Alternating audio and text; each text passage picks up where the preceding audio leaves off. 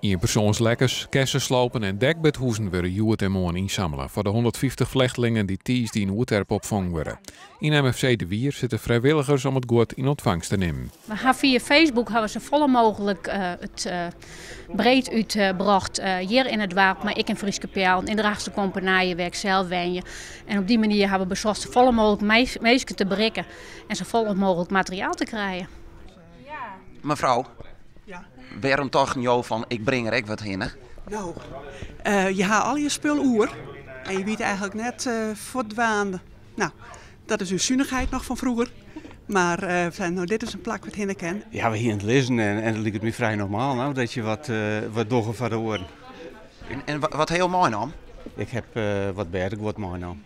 Wat wij toch al hier in Verenigde Persoonsbergen. En wij broeken het net meer, maar je bewaart hier wel eens wat voor mij, hè? Van de middag wordt de sporthal kleermaken voor de opvang. Wils er al een vlierbedekking uitrollen worden, komt er heel iets meer bij de goed binnen. Maar er zit ik oor bijzonder goed tussen. Waarom hast je een gitaar mooi dan? Nou ja, je kan het heel erg missen als je zeg maar, van gitaarspelen houdt. En je kan het niet meenemen, dus dan... Ja, dan must het nou missen.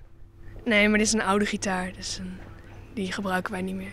Nou, ik heb een voetbal gebracht omdat ik dacht dat ze dat wel leuk vonden. En ja, iedereen houdt van voetballen en ik heb ook een kwartetspel gebracht en visjeshappen. En waarom toch dus van, nou, ik jou het voort onder vlechteling? Nou, omdat we het eigenlijk in de bak hadden liggen voor de rommelmarkt. Maar wij dachten van, ja, vluchtelingen, dat is toch wel wat beter. Van 4 december al is het multifunctionele centrum weer beschikbaar voor de gewone activiteiten. Morgenmiddag om 4 uur is er een inrengeerkomst voor inwoners van Oerterp oer de neetopvang.